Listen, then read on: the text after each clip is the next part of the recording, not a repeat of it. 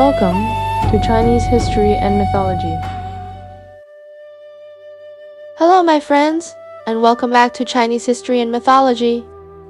Last time, we talked about how, after King Yu of Zhou took the throne, he actually still had a chance to rule the country well. But instead of putting his heart on state affairs, he put it all on one person, Bosi.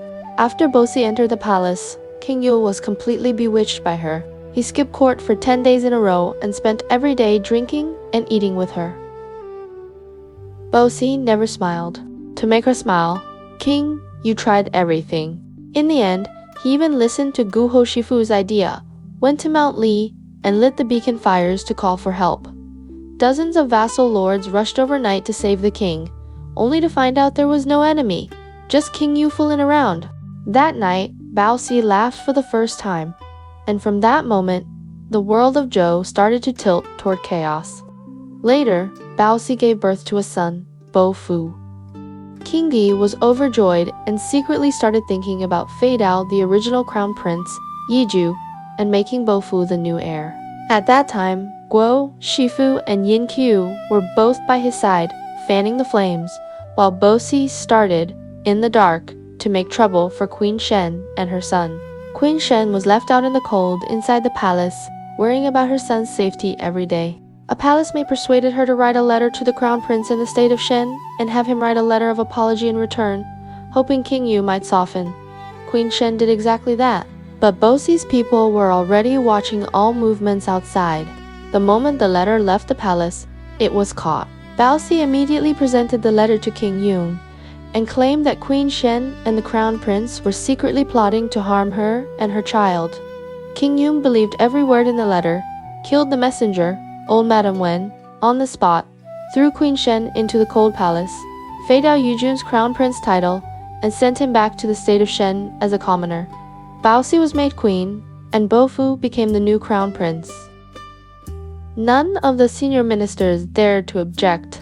The grand historian Bo Yangfu saw the situation clearly and resigned that very day. He said, "The proper rules between husband and wife, father and son, ruler and minister have all been broken.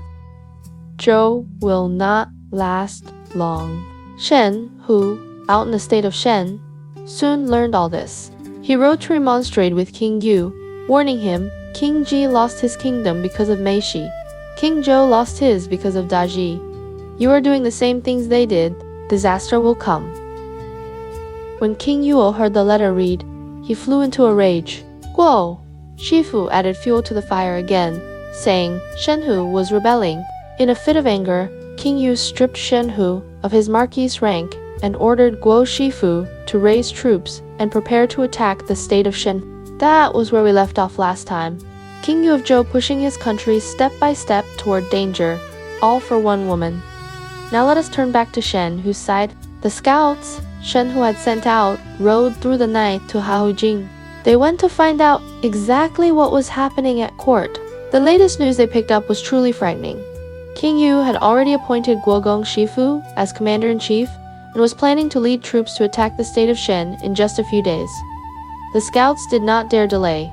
They rushed back to the state of Shen overnight, came before Shenhu, and reported everything they had heard, word for word. When Shenhu heard this, he froze for a moment and said, "Our state of Shen is so small. We do not have many people, and we do not have many soldiers. King Yu's forces are far stronger than ours. How can we possibly hold him off?" A senior official named El Zheng stepped forward with an idea. His voice was not loud, but every sentence was sharp as a knife. He said, "My lord, King Yu is no longer reasonable. He feied out his proper queen and raised a concubine to be queen. Loyal ministers have been driven out of the court. The people in their hearts are not convinced by him. King Yu has isolated himself inside his own government. This is a great offense. He already has very little support left. Right now, the Western Rong tribes are strong in arms. They are our neighbors. We should write to the chieftain of the Western Rong immediately and ask him to lend us troops to attack Haojing. Our aim is to rescue the queen and to ask the Son of Heaven to restore the crown prince's title to Yuju. What we are doing is for the larger situation of the Zhou realm, not just for our own private grudges." Shen, who listened and nodded. You are right. I have to seize this chance. So he immediately prepared a full cart of gold, silver, and fine silk, all extremely valuable offerings. He sent envoys with these gifts to the chieftain of the Western Rong, along with a letter. The meaning of the letter was very direct. The Son of Heaven, King Yung, is foolish and does not listen to loyal ministers. The queen has been feigned out and wronged for no reason, and the crown prince has been driven out of the capital as well. We must correct this. As long as you are willing to lend us troops, once we take Haojing, you may take as much as you like from the royal treasury, gold, silver, and silk, all at your pleasure. The chieftain of the Western Rong was delighted when he heard this. He said, "The king of Zhou has brought chaos on his own head through his own actions. Shen, who, as the queen's father, comes to seek justice. If I send troops, it is also to help heaven preserve proper order." The chieftain of the Western Rong immediately sent out 15,000 warriors. This army was divided into 3 columns. The right column was led by Bo Ding, the left by Mendesu, and the center was led by the chieftain himself. At the same time, Shenu summoned every man in the state of Shenu could fight and mobilized them to march on Haojing together. Within a few days, the roads were filled with spears, shields, war chariots, and horses. Banners stretched out one after another, as if they could cover the sky. The whole force kept pressing toward Haojing, and soon surrounded the city on all sides, layer upon layer, tight as a ring with no gaps. Inside Haojing, a sudden urgent report rang through the city. The Western Rong army had already surrounded the capital and was about to attack. When King Yu heard the news, his face turned white with fear. He said, "We have been found out. We haven't even managed to send our own army out, and they have already struck first. What do we do now?" Guo Shifu stepped forward at once with a plan. He said, "Your Majesty should immediately send someone to Mount Li to light the beacon fires. Once the beacons are lit, the nearby vassal states will surely rush here with their armies. If we work together inside and outside, we still have a chance to win." King Yu thought this sounded workable and quickly sent men to light the beacons. But the beacon fires burned for a long time. The wolf smoke rose high, and the sky was lit bright. After waiting and waiting, not a single vassal army appeared. King Yu panicked. He did not understand why. Only later did he realize the reason. Because of the earlier beacon fire joke, the time he had used the beacons just to make Bozi laugh, the vassal lords now assumed he was just playing again. Not one of them was willing to be fooled a second time. This time, the enemy was real, but no one wanted to come to his aid. On the Western Rong side, the attack had already begun day and night.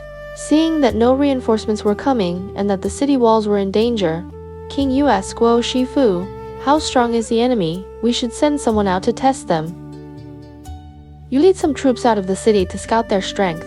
I will choose elite soldiers inside the city, and once you understand the situation, I will bring more troops to support you." Guo Shifu was never really fit to be a great general, but at this point, he could not refuse. He had to bite down and agree. He took 200 war chariots, opened the gate, and charged out. Shen, who stood in front of the formation and saw Guo Shifu from afar, he pointed and said, "Do you see that man standing on the war chariot that is the villain who has harmed the state and the people? No matter what, we must not let him escape." The chieftain of the Western Rong heard this and called out, "Who is willing to capture him for me?" Bo Ding stepped forward at once. "I will go," he said. Then he mounted his horse, gripped his great blade, and charged ahead. Guo Shifu had barely ridden far from the gate when the two armies met at the front lines. They clashed for less than 10 rounds. Bo Ding found an opening, raised his sword, and with one heavy stroke cut Guo Shifu down off his chariot, killing him on the spot. With Guo Shifu dead, the Western Rong army and the soldiers of the state of Shenhua filled with fresh courage. They immediately pressed forward with full force, smashed through the outer gate of Haojing, and burst into the inner city. As they drove on, they set fire to houses, burned wherever they went, and killed whoever they met. Shen, who himself could no longer control the situation, the Western Rong troops spread through the city like a wildfire. Haojing fell into chaos in an instant. On King Yu's side, the troops had not yet been assembled. Seeing the city thrown into disorder like this, he knew they had lost it. He hurriedly called for Bo, Si and Bo Fu, and the three of them climbed into a small chariot together. Taking advantage of a side gate in the inner palace that had not yet been blocked, they rushed out in a panic. The Minister of Works, Zhou Yu, saw King Yu fleeing and immediately rode after him. He raised his hand and shouted loudly, "Do not panic, my lord, I will protect you." King Yu, Bao Si, and little Bo Fu rode out of the North City Gate in a small chariot. The chariot followed a winding dirt road, heading toward Mount Li. Dust flew up on both sides and the road was rough, but the wheels kept turning and the chariot did not stop. Halfway along the way, Yin Qiu finally caught up. He was out of breath and spoke in a rush to King Yu. "Your Majesty, the Western Rong have already burned the palace. Everything in the royal treasury has been looted. Jigong was killed in the chaos." When King Yu heard that, his whole body went soft, his eyes went blank from fear, and he almost fainted. "Zhenbo, you immediately ordered the beacon fires to be lit again." The wolf's mote shot straight into the sky. He hoped the vassal lords would see it and come to the rescue. They waited and waited, but not a single army appeared. Everyone understood the reason very clearly. King Yu had used the beacons once as a joke. The lords had been tricked one time already. This time, none of them were willing to be fooled again. The Western Rong troops kept pressing forward and soon surrounded the Li Palace at the foot of Mount Li. Shouts of killing came from all directions. The Western Rong soldiers were yelling at the top of their lungs, "Do not let the foolish king get away. We must catch him." At that moment, King Yu and Bo Si were so frightened that they held onto each other and cried face to face. Bo Fu was so scared he did not dare move. Zhou Yu stood in front of them and said, "We cannot hesitate any longer.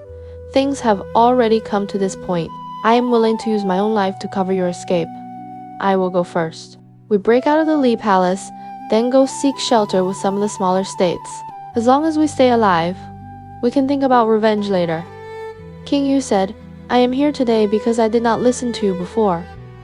Now the lives of my whole family are in your hands." When Zhou Yu heard that, he did not waste another word. He began to give orders at once. He told his men to set fire to the buildings in front of the Li Palace. The flames roared up and lit the night sky. The Western Rong soldiers saw the fire and assumed King Yu was still inside, so they rushed toward the blaze. Zhenbo Yu seized at that moment. He took a long spear and opened the way at the front. He personally ran at the very front of the group. He told Yin Qiu to guard Bo Si and Bo Fu, and ordered several bodyguards to stay close behind King Yu. They slipped out from the back of the Li Palace and ran along a hidden side path. They had not gone very far when a small Western Rong unit blocked the road ahead. A young commander named Zhu Liqi rode up on his horse with his men and cut them off. Zhenbo Yu saw him and clenched his teeth. He did not say a single word. He charged forward and fought Zhu Liqi head-on. The two of them traded several blows. Zhenbo Yu caught an opening and drove his spear upward, knocking Guliqi off his horse and stabbing him to the ground. Guliqi lay still and did not move again. The Western Rong soldiers saw how fierce Zhenbo Yu was and were so frightened that they all pulled back. King Yu and his group used the chance to keep running. They ran for about half a li when shouts rose behind them again. The right vanguard of the Western Rong, Boding, had brought a large force and was closing in. "Don't." Zhenbo Yu turned and glanced back. He shouted to Yin Qiu, "You take His Majesty and Bo Si and the boy. Go on ahead. I will stay behind and hold them off." Zhenbo Yu stood alone at the narrow turn in the path, gripping his spear. His feet were steady. His eyes were fixed on the enemy pouring toward him. Boding's horsemen surged in from both sides and squeezed the road tight. Zhenbo Yu did not retreat.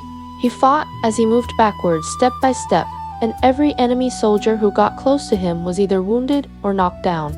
His spear swept up and down. No Western Rong soldier dared to rush him lightly. The Western Rong chieftain saw that his men could not bring Zhenbo Yu down, so he shouted, "Loose the arrows!" Archers on all sides drew and fired. Arrows rained down one after another. There were so many that it was like a storm falling from the sky. Zhang Boyu's movements became slower and slower, but he still stood in the same spot. Many arrows had already struck his body.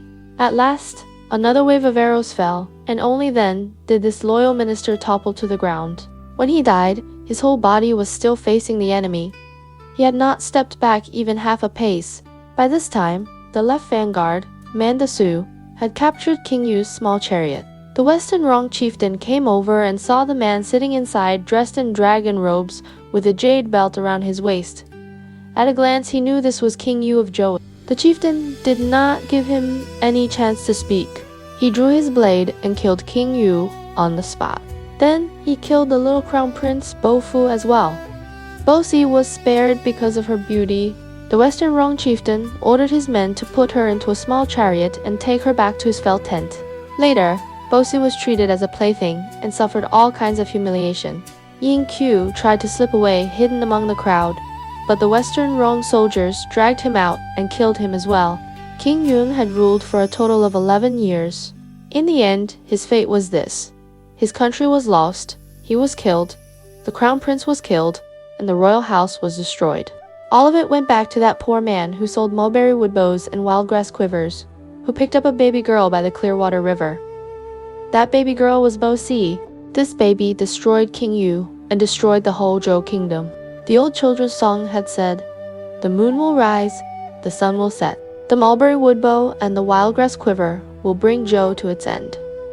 Those words were first sung back in King Zhuan's time. By the time of King Yu, they had come true completely. Now let us turn back to Shen Hu. On the day the Western Rong stormed into Haojing, Shen Hu led his men into the palace. They rushed in and helped to put out the fires, then went to the Coal Palace and rescued Queen Shen. After that, they hurried to the Qiang Terrace, but King Yu and Baoxi were nowhere to be found. Someone pointed into the distance and said to Shen Hu, "The king has already fled out through the north gate." Shen, who immediately understood that King Yu had probably gone toward Mount Li. He led his soldiers in a rush toward Mount Li. Halfway there, he ran into the Western Rong chieftain's column. The two sides brought their chariots to a stop. Shen, who asked, "What has become of the foolish king?" The Western Rong chieftain replied, "He is already dead." When Shen, who heard this, he lowered his head. He was deeply saddened. He said, "At the beginning, I only wanted to help him correct his mistakes. I never thought it would go this far and end with him being killed. From now on, anyone who wants to be disloyal to his ruler will use my name as an excuse." After saying this, he ordered King Yu's body to be gathered up and prepared properly for burial. When that was done, he went back into the city and made plans to entertain the Western Rong chieftain, to satisfy him and urge him to leave Haojing quickly. But to his surprise, the Western Rong chieftain had no intention of leaving. He took killing King Yu as a great achievement. He and his men simply moved into the palace of Haojing, eating meat, drinking wine, playing music, and enjoying themselves every day. They did not plan to withdraw at all. The people of Haojing hated Shen Hu to the bone. In their eyes, it was Shen Hu who had brought wolves into the house and caused Haojing to fall into this state. Shen, who himself was at a loss, he had no way to force the Western Rong to leave. All he could do was secretly write 3 private letters and send them to 3 lords, the Marquis of Jin, Ji Qi, the Marquis of Wei, Ji He, and the ruler of Qin, Yin Kai. He begged them to bring their troops as soon as possible. He also sent messengers to the state of Zhen to tell Zhen Boyu's son, Zhu, too, that his father had died in battle and to ask him to raise an army to avenge his father.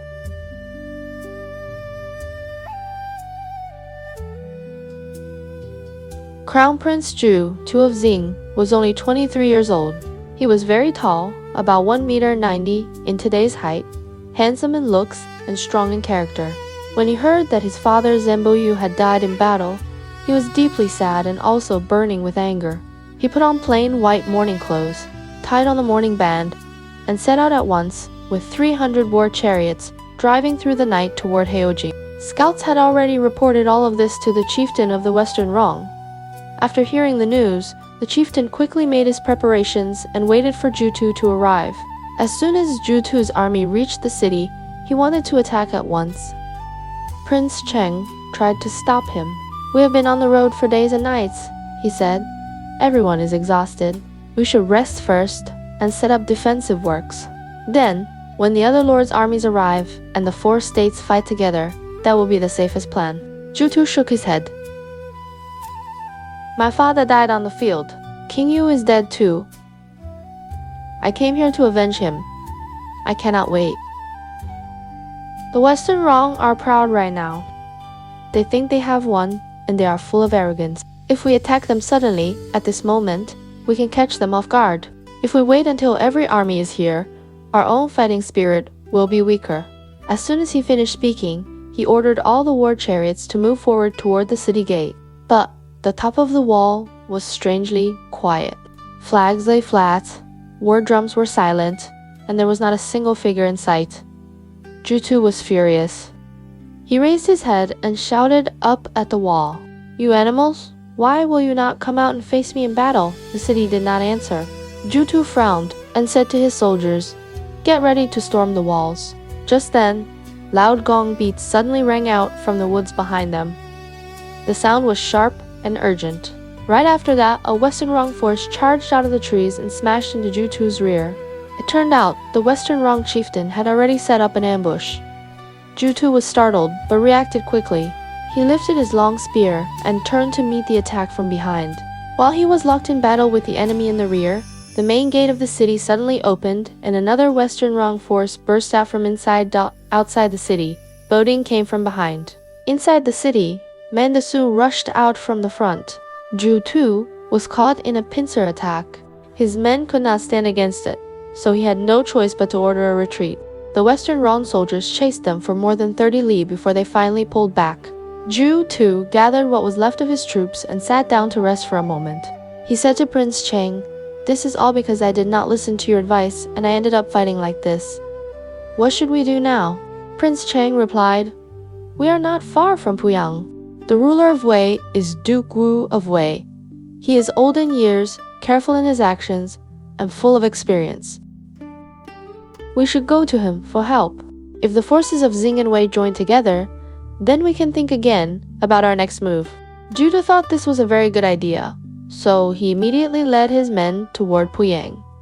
They marched for 2 days. Suddenly, a huge cloud of dust rose ahead of them on the road. In the distance, they saw countless war chariots, packed close together, rolling toward them in a great wave.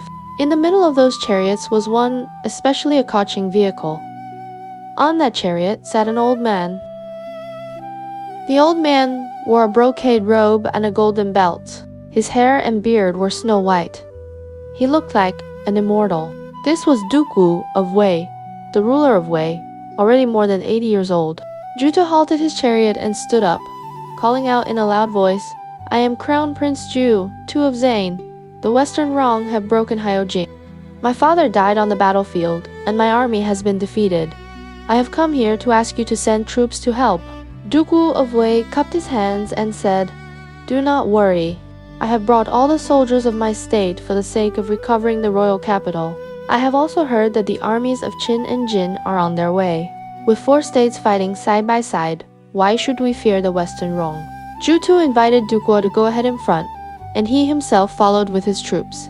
They camped in 2 separate positions about 20 li away from Haojing. Zhou then sent out scouts to find out the movements of Qin and Jin. After a while, the scouts returned. One of them reported, "In the west, gongs and drums are sounding loudly and the noise of chariots is very strong. The banner has a large character Qin painted on it." Duke Wu of Wei nodded. "The state of Qin may look weak on the surface," he said, "but they live close to the Western Rong and know their way of fighting better than anyone. The soldiers of Qin are very bold. In truth, the Western Rong are quite afraid of them." Before he had finished speaking, another scout returned from the north. "The Jin army has arrived as well," he reported. "They have already made camp outside the north gate." Duke Wu was delighted. "Good," he said. "Now the armies of Qin, Jin, Wei, and Zhen are all here. Our great task is secure." He immediately sent messengers to invite the rulers of Qin and Jin to his camp. Before long, Duke Xiang of Qin and Marquis Wen of Jin both arrived and exchanged greetings. They noticed a young man in plain white mourning clothes and asked who he was. Duke Wu of Wei answered, "He is the crown prince of Xing." Then he once again recounted, from beginning to end, how Zhengbo you had fallen in battle and how King you had been killed. The two rulers were deeply moved when they heard this and said that such events were truly tragic. Duke Wu of Wei said, "I am old. All I can do is lead troops to save the royal house. As for how to crush the Western Rong, I will rely on the two of you to decide." Duke Xiang of Qin said, "The Western Rong came here for gold, jewels, and captives. Now that they see we have arrived, they will not guard themselves too strictly. Tonight at midnight, we can divide our army into 3, attack from the east, south, and north at the same time, and put pressure on the city. We leave the west gate open on purpose and let them run. Crown Prince Zhou, too, can set an ambush outside the west gate. When the Western Rong flee out through the west gate, he can chase them from behind. We are sure to win." Duke Wu of Wei said, "This plan is excellent." Now, back to Shen, who, in the city, Shen who received the news that the forces of all 4 states had arrived. He was overjoyed and immediately discussed with the young Duke of Zhou, Xuan. "As long as the 4 states attack," he said, "we will open the gates from inside and help them." Shen, who then went to speak with the Western Rong chieftain, "The gold and silver and jewels are very heavy," he advised. "You should first send Bo Ding to carry these treasures back to your homeland. That way, your army will be safer. Then you can have Mandasu lead all your remaining troops out of the city to face the lords in open country." The Western Rong chieftain thought Shen, who was helping him, and did as he suggested. He ordered Boding to leave with the treasure and sent Mandasu with all his soldiers to camp outside the east gate. The Wei army was lined up right opposite them. Mandasu had agreed to fight the battle the next day. He did not expect that the same night the army of Wei would charge straight into his camp. Startled from sleep, he hurried into his armor and onto his horse and rushed out to fight. But the Western Rong troops were already in confusion and scattered in all directions. He had no choice but to flee with them. At the same time, the armies of the lords from the east, south, and north all attacked the city together. Suddenly, the gates of Haojing swung open. The 3 armies poured in at once and met no resistance at all. This, of course, was exactly what Shen, who had planned ahead of time. The Western Rong chieftain woke from his sleep in terror, scrambled into his clothes, mounted his horse, and fled out through the west gate. He had only a few hundred men left around him, just outside the city. He ran into Jutu's forces, and Jutu engaged him in battle. At a dangerous moment, Mandasu came in with the remnants of his army. The 2 sides tangled together in a wild fight. Only then did the Western Rong chieftain manage to escape with his life. Jutu was worried that the Western Rong might have more ambushes waiting, so he did not dare chase too far. He brought his troops back to Haojing and joined the other lords.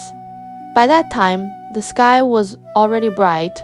Bosi had not been taken away by the Western Rong in time. When she saw the armies of the lords enter the city, she was filled with shame and fear. In the end, she hanged herself. Shen, who prepared a feast to welcome the lords of the 4 states, Duke Wu of Wei sat in the seat of honor, but after a few bites he put his chopsticks down. He stood up and said, "King Yu is dead. The country has been broken. As ministers, how can we have any heart to drink wine?" All the lords stood up and said, "We are willing to hear your guidance." Duke Wu of Wei said, "A country cannot go a single day without a ruler. The former crown prince Yiju is still in the state of Shen. We should bring him back at once to take the throne." "What do you all think?" Duke Shang of Qin said, "Your words are exactly right." Jutu also stood up. "I have not achieved any great deeds," he said, "but welcoming the crown prince back is a great matter. Please, let me take this task. It will also fulfill my father's last wish." Duke Wu of Wei was very pleased and raised his cup to Jutu. "Good," he said. "You shall be the one to do this." The lords together drafted a formal declaration at the banquet, agreeing to welcome the crown prince. They then prepared chariots and horses. Several rulers offered to send troops with Jutu, but Jutu said, "We are going to welcome the crown prince, not to fight a battle. There is no need for so many soldiers. I will bring only the army of my own state. Shen, who added, I have 300 war chariots. We can go ahead and open the road for you. The next morning, Judah set out with his own army and headed toward the state of Shen. This time, his mission was very clear. He was going there to welcome Crown Prince Yuzhu back to Haojing, so that the prince could once again become the son of heaven of Zhou. Now let us talk about Crown Prince Yuzhu. He was living in the state of Shen, and his heart was never at ease. Every day, he kept thinking about the same questions. After Uncle Shen, who raised troops near Haojing, did he win or lose what had happened to his father? King Yua, what was the situation in the royal court? Now he had no news at all and could only worry in silence. One day, someone suddenly came to report. A servant walked in and said to him, Your Highness, a young man has arrived in Shen. He says he is Zhou too, Crown Prince of Zhen. He is wearing white mourning clothes, and there is an army behind him. He is holding a formal petition. It carries the names of your uncle Shen Hu and several other lords. He says they wrote it together and that he has come here especially to escort you back to Haojing. When Yuzhu heard the words, escort you back to Haojing, his heart gave a sudden jolt.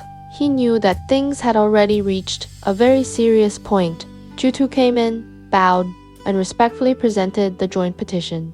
Yuzhu opened it and read it line by line. It said that King Yun had been killed by the Western Rong, Haojing had been taken, and the palace had been burned. The lords had joined their forces to put down the chaos. Now they were all supporting him to return and take the throne, so that he could again sit as the Son of Heaven and bring peace to the world. As Yuzhu read, his eyes quickly filled with tears. He could not hold back any longer and broke down crying on the spot. As he cried, he said, No matter how my father treated me, he was still my father. In the end, he died in the hands of our enemies, and I am still alive outside the capital. How can that not be a sign that I have failed in my duty as a son? Zhou stepped forward and spoke softly to comfort him. Your Highness, he said, right now the most important thing is not whether you yourself feel you have been filial or not.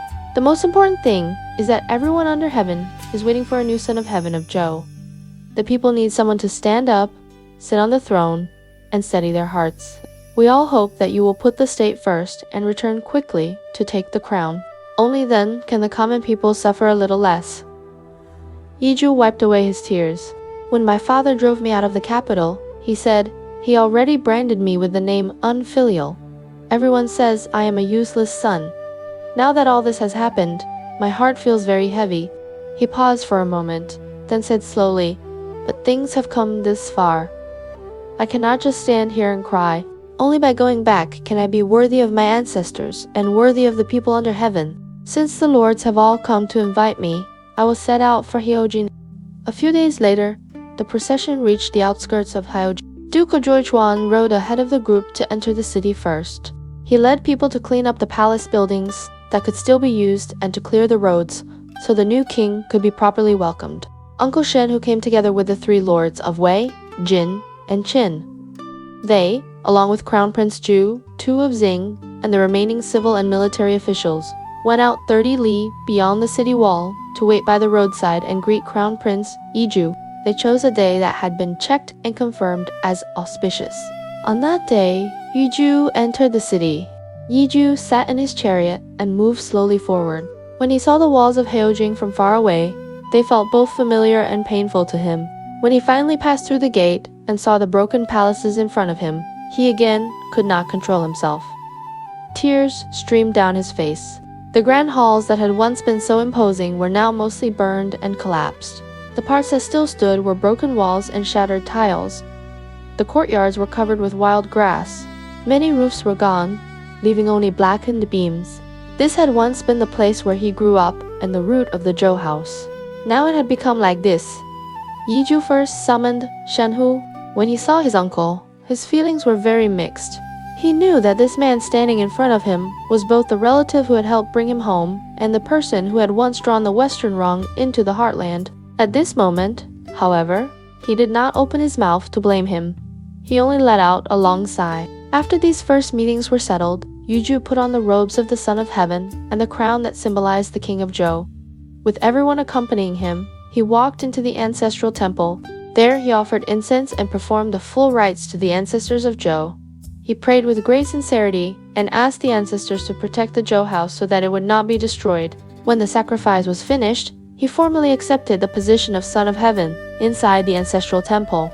From that moment on, he was no longer a crown prince Yigyu, but the new king of Zhou, King Ping of Zhou. King Ping took his seat on the throne and returned to the main hall. The officials lined up below the steps. The lords of the four states came forward together to bow and congratulate him on restoring the Zhou royal house. King Ping first called Shen Hu up to the hall. He said to his uncle, "I was once stripped of my position and driven out of the capital by my father. The only reason I can return to Haojing today and inherit the throne of the Son of Heaven is because you worked so hard to act in the middle. Without you, this throne would not have come to me." After he said this, he announced in front of everyone that he wanted to raise Shen, whose rank, and make him Duke Shen, giving him a status even higher than before. Shen Hu quickly refused. He said, "Your Majesty, if reward and punishment are not clear, the state can never have clear rules. The reason we could take back Haojing today is entirely because the lords sent out their armies and risked their lives. In this whole matter, I bear a great share of responsibility." He spoke very seriously. "In the past, I borrowed troops from the Western Rong, and in the end, they burned the palace and killed the former king. In truth, I have sinned against the late king. I am guilty and should have died. The fact that I can still stand here is already a huge mercy. How could I accept more rewards?" He refused 3 times in a row. King Ping saw how firm he was and could not keep pushing him, so he finally announced that Shen Hu would simply return to his original rank and duty and not be promoted further. Duke Wu of Wei then stepped forward to speak. He said to King Ping, "Bosi and her son once relied on the late king's favor and turned the proper order of family and state upside down. People like Hua Shifu and Yin Qiu flattered and deceived, lied to their lord, and in the end pushed the state toward destruction. Even though these people are dead, the noble titles they received in life do not match their actions. They should all be taken away." King Ping agreed and nodded. He ordered that Bosi and Bofu be stripped of everything and reduced to commoners, with no royal status at all. After that, he began to reward the lords who had helped. He raised the ruler of Wei to the rank of Duke of Wei, increasing the standing of the state of Wei. He also added more land to the domain of the ruler of Jin, giving him greater territory. For Zhengbo Yu, he ordered that the posthumous title Wan be given to him, honoring him for dying in battle for the state. He allowed Crown Prince Zhou to inherit his father's rank and granted him 1,000 qing of sacrificial fields so that the strength of the state of Zheng would be more secure. The state of Qin had once been only a small dependent state. Because it had earned merit in this campaign, King Ping officially recognized the status of the ruler of Qin and gave him the title Earl of Qin, allowing the state of Qin to enter the ranks of the lords. Duke of Zhoushuan was made Grand Steward and placed in charge of overall government. Lady Shen was restored to honor and given the title Grand Dowager. As for Hua Shifu, Yin Qiu, and the priest Ji Gong, although their own ranks were removed, their ancestors had once done great service and they had followed the king in death. So King Ping only stripped their personal titles and still allowed their descendants to remain as minor lords. King Ping then issued orders to calm the people. He put out proclamations saying that the recent war and chaos were the fault of the court. From now on, the state must be put back in order. The burdens on the people would be reduced. Houses would be repaired. Those who had fled and lost their homes would be helped to return. The people of Haojing, who had survived the fire of war, felt a bit more settled when they saw that the new king wanted to ease their suffering. The next day, the 4 lords came to court together to give thanks for their rewards. King Ping gave them all new official roles. He appointed Duke Wu of Wei as Minister of the Land, responsible for land, people, and all civil affairs. He appointed Zheng Boju to his chief minister, keeping him in the capital to assist in government, together with Grand Steward Duke of Zhoushuan. Only Shen Hu and the ruler of Jin did not stay. Their lands lay close to the border with the Western Rong, and they were worried that trouble would flare up again, so they asked to return to their states to guard the frontier. Before he went home, Shen Hu looked at Yutu. He saw that the young man was brave, steady, and reliable. so he married his own daughter to him. This daughter later became known as Wu Jiang, and she would appear again in later stories of the Zhou dynasty. Now, let us turn back to the Western Rong. After the Western Rong first broke into Haojing, burned the palace, looted the treasures, and killed the king, they were driven out by the allied army of the four states. But they did not quietly go home. They now knew the road from the west to Haojing very well. They also felt that after fighting so hard, they ended up with nothing. In their hearts, they were not willing to let it go and were full of anger. So after a period of time, they again sent troops to raid the borders of Zhou. They seized large areas of land near Mount Qi and Fangjing. Those places had once been key birthplaces of the Zhou house. Now, nearly half of that land fell into the hands of the Western Rong. Before long, they moved closer and closer to Haojing. There were clashes almost every day on the frontier. Beacon towers along the border lit their wolf smoke again and again. For several months, the border almost never knew peace. Inside Haojing, the palace buildings had already been heavily damaged by war. Out of 10 houses, maybe only 3 or 4 could still barely be lived in. In many places, there were only broken walls and charred columns.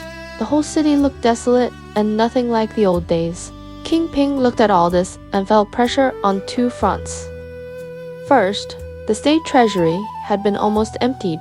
He could not quickly gather enough money and grain to rebuild the palace. Second, the Western Rong might attack again at any time. He did not dare to gamble once more. He began to think seriously about one question. Should he move the capital to Luoyang? One day, after court, King Ping kept his ministers in the hall and said, "In the past, my ancestor King Cheng fixed the capital here in Haojing, but he also ordered a royal city to be built in Luoyang. What do you think he had in mind at that time?"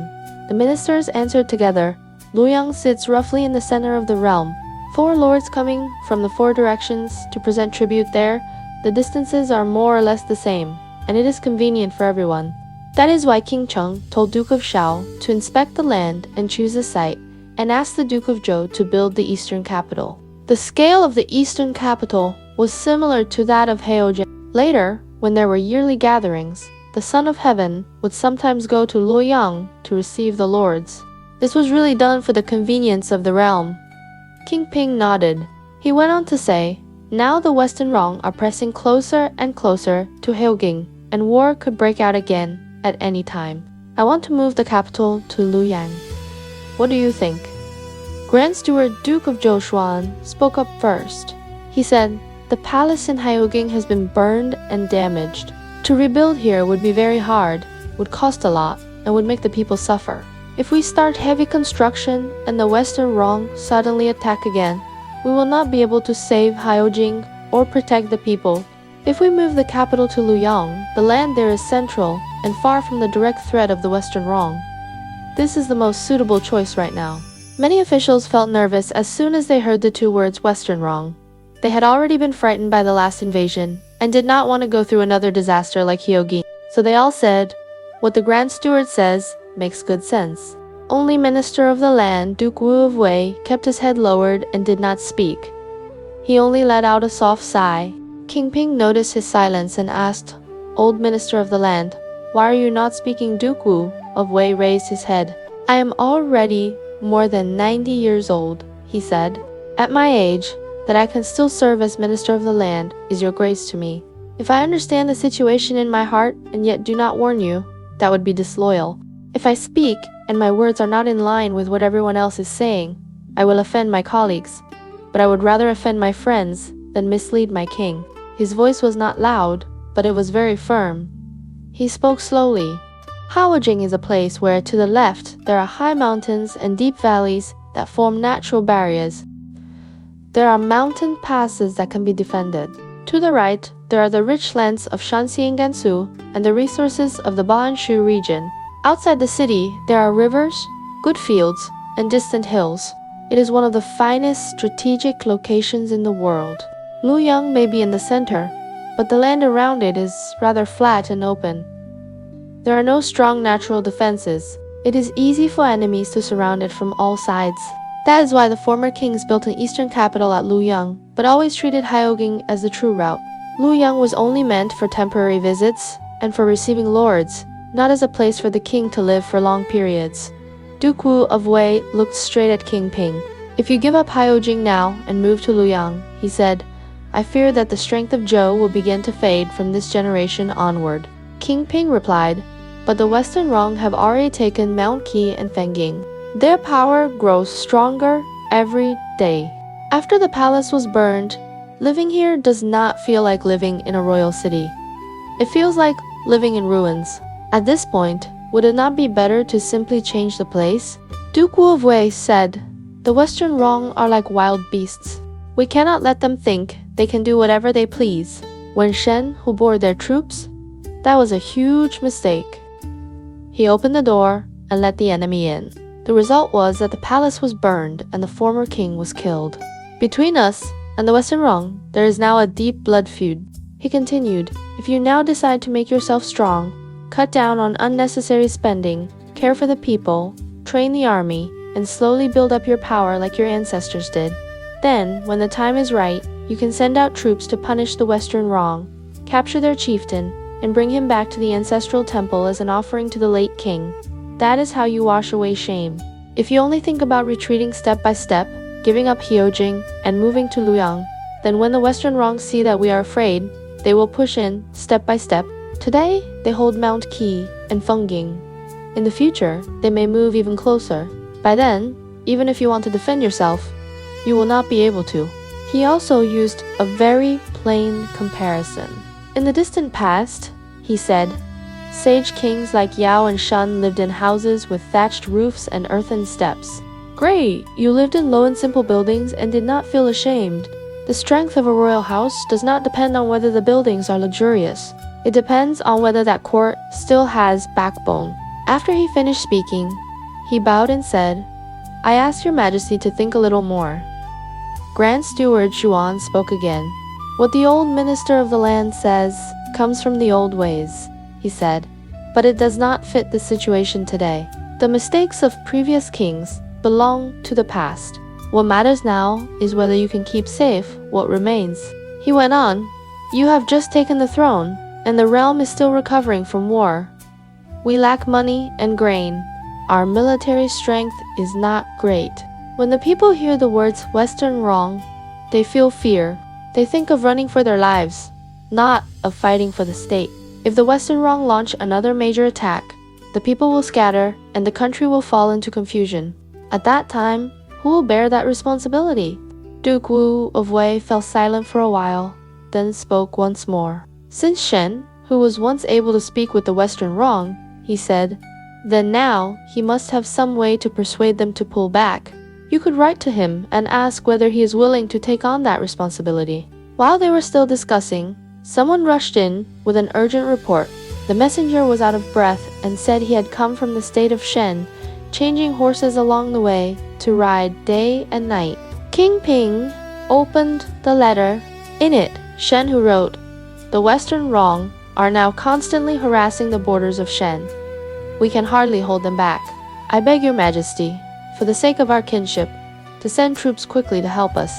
After reading the letter, King Ping said, my uncle is barely able to defend himself now.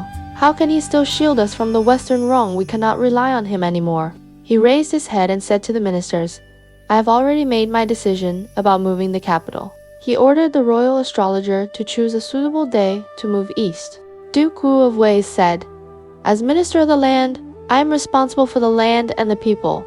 If you leave Haojing, many commoners will follow you, and many others will scatter in fear. That is a burden I cannot fully bear. But I also know that if I try to persuade you again, it will not change anything. The court posted announcements to the people. It said, those who are willing to follow the Son of Heaven to Luoyang should prepare their things at once and go with the procession. The official in charge of rituals, the Grand Ancestral Minister, wrote a formal document that explained the reasons for moving the capital. He read it aloud in the ancestral temple before the tablets of the ancestors as a way of reporting to them. Sometime later, the day of the move arrived. The Grand Ancestral Minister carried the wooden tablets of King Wen, King Wu, King Cheng, King Kong, and the other 7 ancestors and was the first to board a chariot. The important ritual vessels and symbols from the ancestral temple were also loaded onto carts. When the Earl of Qin heard that King Ping was moving east, he treated the matter with full seriousness. He personally led the Qin army to escort the king along the road. The common people of Haojing were also on the move. Some supported the old, some carried children, some pushed carts, some carried bundles on their backs. They followed behind the royal procession in a long line that seemed endless. This scene fulfilled the dream that King Juan had once seen. On the night of a great sacrifice long ago, King Juan of Zhou had dreamed of a beautiful woman walking from the west into the ancestral temple. In the dream, the woman first laughed 3 times, then cried 3 times. Then she tied the tablets of the 7 former kings together in a bundle and walked away toward the east. Later on, things happened one by one and lined up with the dream. When Bosi watched the lords rush to Lishan for nothing and felt amused, that first time she truly laughed from the heart. That was the 3 laughs. When King Yu, Bosi, and Bofu were all killed one after another, that was the 3 cries. Today, the ancestral tablets were actually tied together and carried east from Haojing to Luoyang. That was the tablets going east.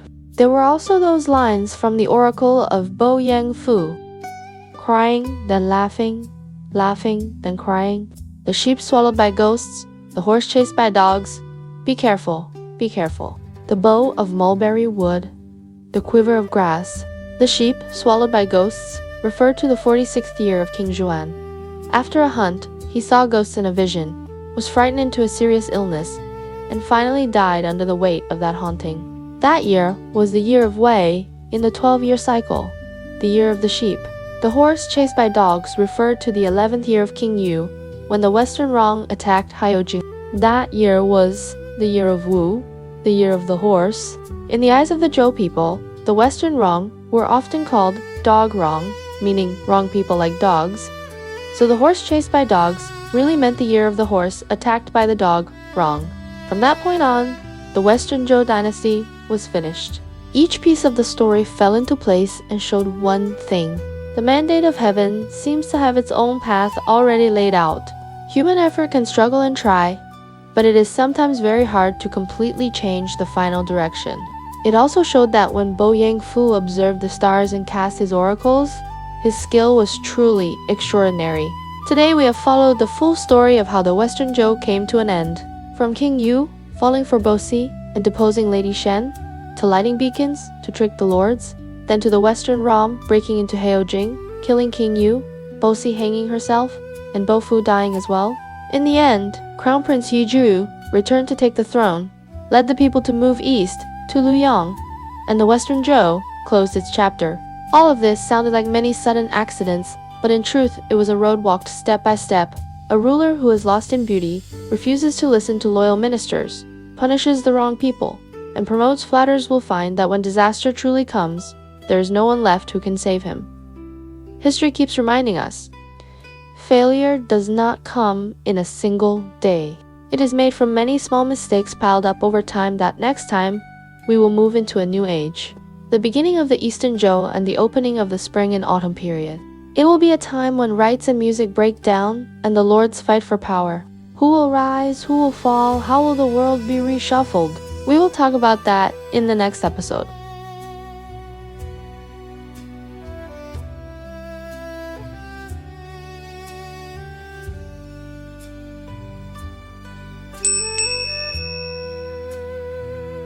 Chinese culture, minute lesson. Why didn't people in ancient China like the color green? If you have Chinese friends around you, try asking them a simple question. What's your favorite color? Most of the time, their first answer will not be green. That doesn't mean people in China truly hate green. It is more that green in Chinese culture carries some very strange, very old, and sometimes pretty awkward stories. Today, we're going to talk about why Chinese people can be so sensitive about green, and why sometimes they even try to avoid it. To explain this, we need to go all the way back to the beginning of Chinese civilization. From the very start, the way people in China looked at colors was completely different from how we think about them today. In the West, the meaning of a color is mostly symbolic.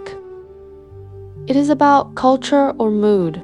In ancient China, color was not only a symbol, It was tied to the political system, ritual rules, social rank, and even to ideas of good and bad luck, noble and lowly.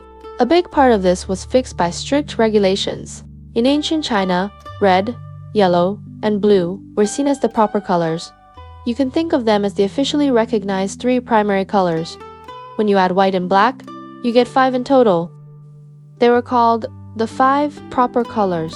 These 5 colors were not chosen at random. They were based on the 5 elements theory: metal, wood, water, fire, and earth. Red matched fire. Yellow matched earth. Dark blue or blue-green. Qing matched wood. White matched metal. Black matched water. Early rulers believed deeply in the 5 elements. They thought a dynasty's main color had to match its elemental destiny. So every dynasty had to choose a main color to prove that it held the mandate of heaven. For example, the Zhou dynasty liked to use black and red. The Shang dynasty preferred white. The Qin dynasty believed that water overcomes fire, so they chose black to press down the leftover fire of the Shang. The Han dynasty first continued Qin's water virtue and used black, but later Emperor Wu changed to yellow to try to turn the dynasty's luck. You can see that this whole system of colors was not about beauty. It was about politics. So, in this system, where did green stand? In the eyes of ancient people, green was an in-between color, a mixed color, not a proper one. It was neither a noble, upper-class color, nor a correct ritual color. It sat in a vague and awkward middle zone, not quite right and not truly pure. That is only the first step. The real fall of green, from awkward to shameful, started with clothing. In earlier times, ordinary people were not forbidden to wear green. If you open the Book of Songs, Haojing, a classic poetry collection from the Shah dynasty and early Zhou, you will find a famous line: green top, yellow skirt, my heart is full of worry. The upper garment is green, the lower skirt is yellow. It might even look nice, but some scholars think this mix of colors hints at an unstable status. In ancient China, the system of upper garment, lower skirt was full of meaning. The upper part was linked to high and noble. The lower part was linked to low and common. If you flip the logic of the colors, it is like flipping your position. It becomes a sign that your social status is not settled. After the Qin and Han dynasties, people's bias against green became stronger. Once the system of official robes was firmly in place, every rank of official had a fixed color, and green was pushed into the color of the lowest rank. In the Han dynasty, if an official committed a crime, sometimes he was not physically punished, but demoted. One of the most humiliating parts of that demotion was this: he had to change into green official robes. Imagine someone who used to wear red, blue, or black robes, suddenly forced into bright green and made to show up in public. It was like being put into the most embarrassing uniform in front of everyone. The whole world knew at a glance that he had messed up. By the Tang and Song dynasties, green almost became the color of people who were in trouble. Some dynasties even ruled that officials who had been dismissed or suspended had to wear green headscarves when they went out, as a visible punishment. That was the first time green was formally tied to loss of face. But the moment green became the color no one wanted to touch was in the Yuan dynasty. By then, tastes and social habits had changed a lot. It was in the Yuan that the green hat officially became a symbol of a cheating wife. In Chinese today, you can still hear the phrase, giving someone a green hat, which means making that person a cuckold. Why green? The story behind it is dramatic. At that time, the law said, if a woman in a family became a prostitute, the male relatives in her family, her father, her brothers, even her husband, all had to wear green headscarves in public as a mark of shame. People could tell immediately, ah, so the women in this family are selling their bodies? Can you imagine how humiliating that was? In this way, green went from being the color of the lowest official rank to the color of public disgrace for a family. After the Yuan dynasty, the symbolic meaning of the green hat passed on into the Ming and Qing. There it hardened and became part of the very structure of the Chinese language. From that point on, the fate of the color green in Chinese culture was pretty much fixed. You can see that in Chinese history, the life of a color was never only about taste. Rules of society, systems of government, family ethics, and moral ideas were all layered onto it. In the end, green became a piece of shared cultural memory. But the story is still not over. You might ask, did the ancients themselves like green? Actually, yes. Very much so. In the Tangs and Song dynasties, people loved green silk, green ceramics, and green jade. Poets used green all the time to describe beautiful scenes. Yet, liking green is one thing. Wearing it on your body is another. For example, some concubines in the Tang court would wear green on purpose to show that they were of lower status and to please the emperor. Colors were one of the weapons of competition in the inner palace. In this context, green carried the meaning of humble and submissive. For ordinary people to wear green, however, was easily seen as not serious enough, not proper, not respectable. By the Ming and Qing dynasties, green clothing was often associated with Taoist priests, beggars, and small vendors. The lower down you were on the social ladder, the more likely you were to be assigned green. Step by step, green became a sign of the bottom layer. So today, if you ask a Chinese person, "Do you like green?" their heart may skip a beat for a moment because the history behind green is so complicated. Still, none of this stops Chinese people from loving the green of nature. If you look at traditional Chinese landscape paintings, green and blue-green are some of the most important colors. Ink green, mineral green, stone green, layered and washed into mountains and rivers. When Sushi writes about bamboo, when Wang Wei writes about forests, when Li Bai describes night scenes in the mountains, that quiet, deep green is always there. Green stands for spring, for life, for hope, for the natural power of growth. In the hearts of Chinese people, green has always been beautiful. It is only when you put it on your head as a hat that things become complicated. You know what I mean? The cultural memory is simply too strong. Let us circle back to one key idea. In ancient China, color was not just about what looked nice. It was about who you were. Red is lucky because it stands for fire, one of the proper colors, and because it became the main color of Han culture. Yellow is supreme because it stands for earth and was reserved for the emperor. Black is mysterious and powerful and was the national color of Qin. White was loved in the Shang dynasty and later became tied closely to mourning and funerals. And green. Green stayed in an awkward middle ground, a mixed color, endlessly stepped on by regulations, and finally nailed down by cultural memory. So when you hear a Chinese person today hesitate to say green as their favorite color, it is not that they truly dislike green. It is that history has painted green with a very heavy cultural background that is not easy to forget. In everyday life, though, Chinese people genuinely love green mountains, green water, and green plants. Green is the soul of landscape painting, the resting place of the scholar's heart, and the most calming color in daily life. If you're a foreign listener, you can try asking your Chinese friends, "Do you like green?" They might laugh and tell you, "Sure, I like green. Just don't make it a green hat." Behind that joke lie more than 2,000 years of cultural history. That is all for today's mini lesson. I hope that next time you see the color green, you will remember this strange, funny, and a little bit awkward story from Chinese history.